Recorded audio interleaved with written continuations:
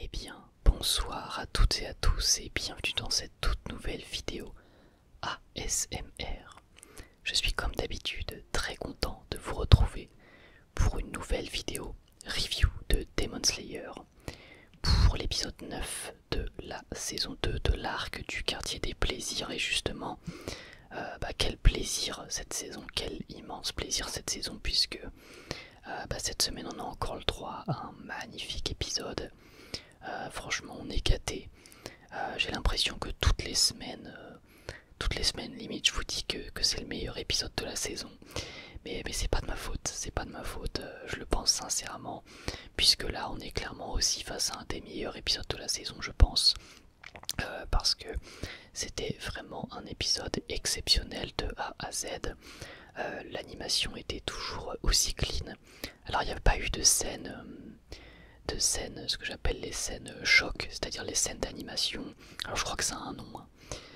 Mais j'ai oublié les scènes d'animation qui souvent sont faites en one shot et qui se veulent assez impressionnantes visuellement, très chorégraphiées, etc. Si vous n'arrivez pas à peu près à visualiser ce que je veux dire, si je vous dis Tanjiro contre Rui en saison 1, si je vous dis Tanjiro contre Daki en saison 2, voilà, je pense que vous voyez tout de suite de quoi je parle. Il n'y a pas de scène comme ça, de scène choc, mais bon, déjà c'est Demon Slayer, donc dans l'animation il y a une constance de qualité et ça c'est juste incroyable, c'est juste trop agréable. C'est à dire que tous les combats, toutes les animations d'attaque sont vachement soignés, mais surtout au-delà de ça, c'était l'épisode qui était selon moi le plus, on va dire, le plus riche, le plus dense et le plus, je vais dire que c'est celui dans lequel il y avait le plus d'enjeux, clairement. C'était, on va dire, l'épisode le plus intense, vraiment l'épisode le plus intense de toute la saison, indéniablement, sans hésitation. Il y a vraiment eu une sensation d'inquiétude, de galère et de danger tout au long de l'épisode, c'était incroyable. Donc l'épisode il commence en fait avec Tengen qui est sur la tombe de ses frères et sœurs, et donc il y a des cerisiers en fleurs, et donc la scène est vraiment magnifique, mais vraiment visuellement c'est juste trop beau. Et en fait on voit qu'il rend hommage à ses frères et sœurs, et il profite d'un repas avec ses trois fiancés. Donc c'est des scènes qui permettent de finalement, on va dire, créer le lien entre les spectateurs et puis cette vie-là de Tengen et de ses trois fiancés. Ça permet de comprendre les relations. Et donc c'est une scène plutôt cool, plutôt marrante même. Donc c'était plutôt bien vu de mettre cette scène-là au début de l'épisode, d'autant plus que eh bien, une des fiancées donc, qui s'appelle Hinatsuru, si je ne m'abuse, je crois que c'est Hinatsuru. Après les autres, je les ai oubliés, j'ai oublié leur nom. Mais dans tous les cas, dans l'épisode, elle va avoir une certaine place, une certaine importance, puisque du coup, juste après ce flashback, qui était plutôt cool, on revient au combat du coup de Tengen et Tanjiro contre Gyutaro, qui clairement va les dominer. En fait, il n'était pas du tout inquiet vis-à-vis de se faire trancher le cou, mais vraiment pas.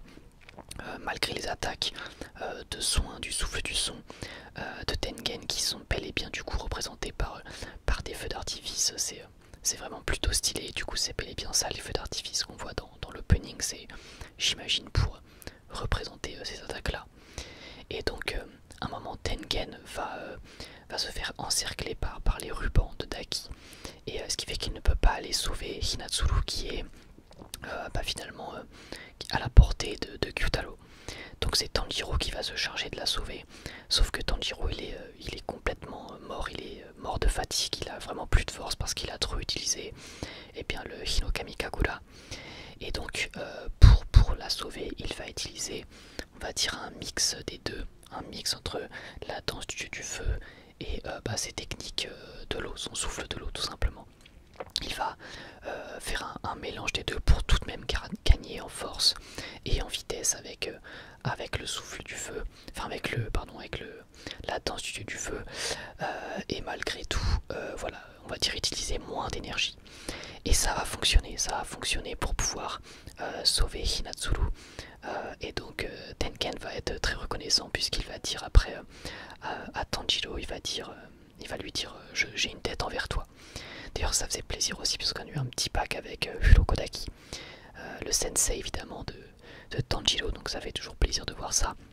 Et donc juste après on a cette scène où Tanjiro et Tengen vont à nouveau être à la portée de Gyutaro. Sauf que dans cet épisode on se rend bien compte que entre Tengen, Tanjiro et Gyutaro, mais il y a vraiment il y a une classe d'écart en fait, hein.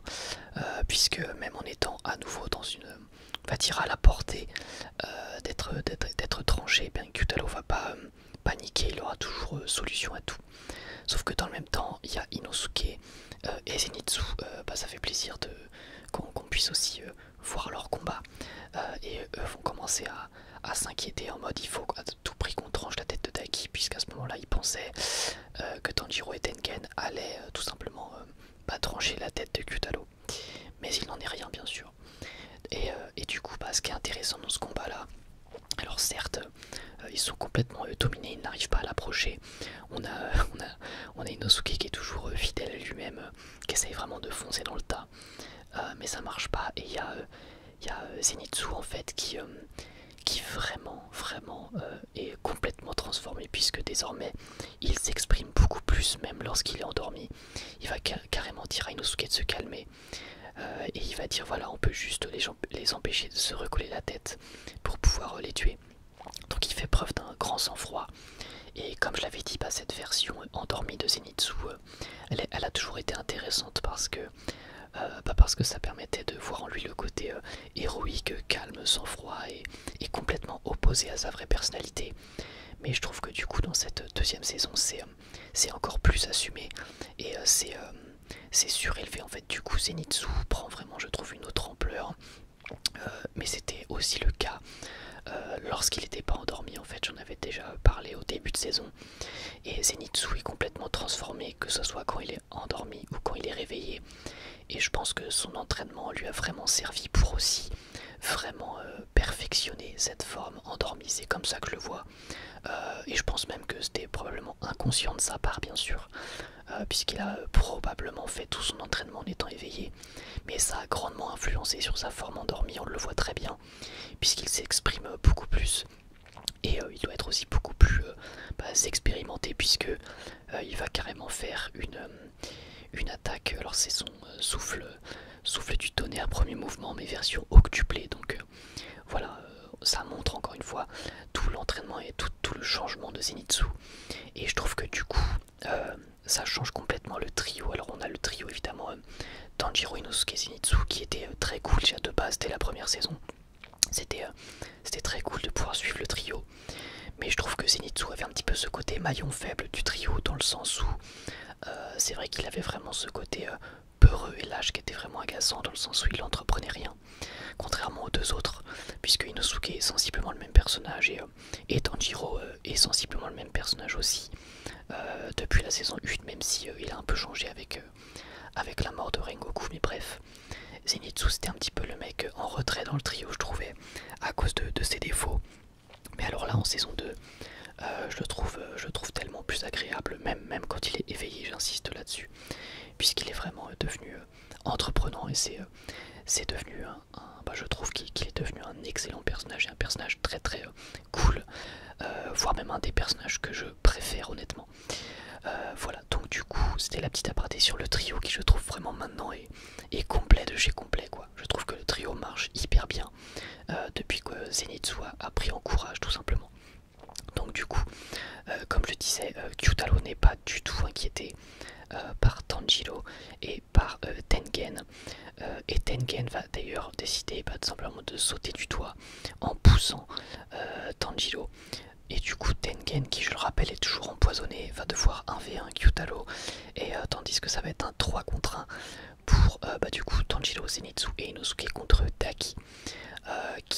Daki qui a pris un power-up quand même, on le voit, mais malgré tout ils vont quand même réussir à s'en sortir grâce à une bonne stratégie. En fait, Inosuke va utiliser un nouveau mouvement qui est je crois le huitième mouvement, charge de la bête, quelque chose comme ça. Donc on voit qu'il prend vraiment en masse musculaire, enfin en tout cas c'est vraiment ce qui est montré. On sent qu'il développe ses muscles et puis il charge. Et donc pendant ce temps, on a Zenitsu et Tanjiro qui vont s'occuper de dévier les rubans de Daki laisser le champ libre à Inosuke. Et là, l'animation est vraiment top. Là c'est vraiment cool, les mouvements, en fait les mouvements d'esquive de la part des protagonistes sont géniaux. Les attaques sont vraiment très très belles également, que ce soit les attaques électriques de Zenitsu, les attaques aquatiques de Tanjiro. Tout est vraiment, je trouve, très bien fait, très bien animé, très stylé. Même la charge de Inosuke, c'est vraiment hyper bien fait et on est pris à fond dans l'action. Honnêtement c'est relativement incroyable. Enfin, la scène elle est hyper dynamique, hyper agréable. Et c'est un vrai plaisir franchement pour les fans d'animation. Cette saison 2, c'est vraiment c'est un pur plaisir. Du coup Inosuke il arrive à atteindre Daki et à arriver à sa tête. Il est sur le point de lui pas de lui trancher la tête, mais il est obligé pour ça de lui broyer littéralement la tête. C'est assez violent et finalement il va réussir à la déchiqueter. Puis Inosuke va prendre la tête de Daki puis s'enfuir avec pour pas qu'elle se recolle tout simplement. Ce qui va donner une scène assez drôle hein, pour le coup, où on voit qu'Inosuke fait vraiment le malin. Et ça m'a bien fait rire, mais c'est de courte durée, c'est vraiment de courte durée, puisque Gyutaro va rattraper Inosuke, puisqu'on le sait, Gyutaro il tient à sa sœur tout simplement. Il va rattraper Inosuke et lui mettre une de ses faux en plein, j'ai presque envie de dire en plein cœur. Alors j'imagine que ça doit pas être en plein cœur, mais en tout cas vraiment dans le centre du dos. Et il va vraiment percer le corps d'Inosuke, donc Inosuke est vraiment out. Et là c'est là où finalement l'épisode tourne, passe de l'épique au tragique. C'est à dire que jusque là l'épisode c'était un épisode où certes les protagonistes étaient vraiment en train de galérer, mais il y avait toujours ce côté épique avec les musiques épiques, ce côté où ils se battent et où ils arrivent à s'en sortir in extremis. Là on est vraiment sorti de cette bulle à partir de ce moment là, donc à la fin de l'épisode, puisqu'on voit Inosuke se faire trancher. On voit Tengen au sol, mais vraiment au sol. Il a l'air limite mort en fait. J'ai l'impression que Tengen, alors j'imagine qu'il n'est pas mort, hein, mais qu'il doit, en tout cas il lui reste pas beaucoup de souffle de vie. Il a carrément une main tranchée. Il est complètement au sol. On voit que la marque de poison s'est vraiment agrandie et il est agonisant en fait. Tengen est au bord de la mort. Inosuke doit l'être également.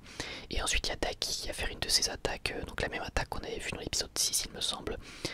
L'attaque rose qui fait une espèce de quadrillage et qui détruit les bâtiments. Et on a Zenitsu qui va pousser Tanjiro pour le sauver. Et là Tanjiro se dit mais qu'est-ce que j'ai fait de mal? Il dit c'est ma faute, j'ai détourné le regard. Il s'excuse auprès de Inosuke. Il s'excuse auprès de Tengen de ne pas avoir été l'aider. Enfin bref, vous connaissez Tanjiro, comment est-ce qu'il s'en veut de tout et de ne pas pouvoir sauver tout le monde à chaque fois. Mais l'épisode se termine sur ce plan avec Tanjiro qui tend la main pour rattraper celle de Zenitsu mais qui tombe. Il va également s'excuser auprès de Nezuko et l'épisode se termine là-dessus. Donc je veux pas trop m'avancer, mais je pense que c'est le plus gros cliffhanger depuis le début de l'anime Demon Slayer. Je me souviens pas d'un épisode qui s'est terminé sur un tel cliffhanger, c'est-à-dire que là, moi je suis anime only pour Demon Slayer, et là je n'ai aucune idée de comment ils vont faire pour s'en sortir. Je n'ai aucune idée de si Tengen est en vie, de ce qui va se passer pour Inosuke, même pour Zenitsu, même pour Tanjiro. Là ça a l'air d'être le bordel total et surtout la détresse totale pour les personnages. Et c'est un cliffhanger de fou. Là je vais devoir attendre une semaine pour voir la suite. Franchement c'est dur, je vais pas vous mentir. Mais par contre qu'est-ce que c'est cool, qu'est-ce que c'est kiffant d'avoir ce côté cliffhanger, hein. Honnêtement je trouve ça hyper cool, hyper agréable, et j'ai trop hâte de voir la suite. Donc ça c'est évidemment un très bon point dans un animé. Donc ouais, pour moi un des meilleurs épisodes parce qu'il est épique, un épisode épique, l'épisode où il y a le plus de combats. Ça réfléchit dans tous les sens et ça se bat à tout va. C'est aussi l'épisode le plus tragique pour le moment. Je dis bien pour le moment, puisque le prochain pourrait bien l'être, hein, si Tengen finit par mourir. Ça risque d'être un épisode encore très tragique. Donc du coup, je trouve vraiment que c'est un épisode, alors je le répète tout le temps, mais là vraiment un épisode extrêmement bien rythmé. L'action n'est jamais coupée en fait.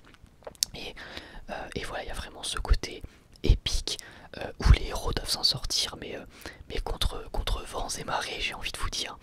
Et c'est hyper agréable, je trouve, à suivre. Et puis encore une fois, on nous laisse sur un cliffhanger de fou. L'animation, je vous le dis à chaque épisode, mais c'est juste, voilà, c'est masterclass. J'ai rien à redire, c'est trop beau. Au niveau des musiques, elles sont super bien utilisées également. Et là, vraiment, ce qui prime, c'est le côté, toute la tension. C'est-à-dire que là, dans cet épisode, à titre personnel, j'étais vraiment inquiet pour les personnages. Puisque avant, bon bah les épisodes d'avant, même si tu peux t'inquiéter un peu pour les persos, tu sais qu'ils vont globalement s'en sortir. Et là, bon, j'imagine que la plupart des personnages vont s'en sortir. Mais enfin, tout de même, je trouve qu'on était sur un épisode où on pouvait vraiment s'inquiéter pour les personnages. Et notamment pour leurs conditions physiques, hein. Je pense à Tanjiro. Je me suis vraiment dit, mais combien de temps est-ce qu'il va encore tenir debout, le bug? Comment est-ce qu'il fait pour tenir? Enfin bref. C'était un super épisode. Franchement, comme j'ai dit avec la review des SNK, on est gâté en ce moment, on est vraiment gâté en animé. Et c'est trop cool, Vive Demon Slayer, franchement c'est top, c'est vraiment une œuvre de fou. Je trouve en tout cas en animé, après avoir le manga, mais en animé, c'est vraiment une superbe œuvre que je kiffe regarder chaque semaine. Donc vivement la semaine pro pour le prochain épisode. Sur ce, bah écoutez, je vous invite à me dire ce que vous avez pensé de cet épisode. Est-ce que vous l'avez apprécié autant que moi, je l'espère en tout cas. Et puis sinon, eh bien, je vous invite à me dire ce que vous avez pensé de cette review dans les commentaires. Comme d'habitude, je vais prendre beaucoup de plaisir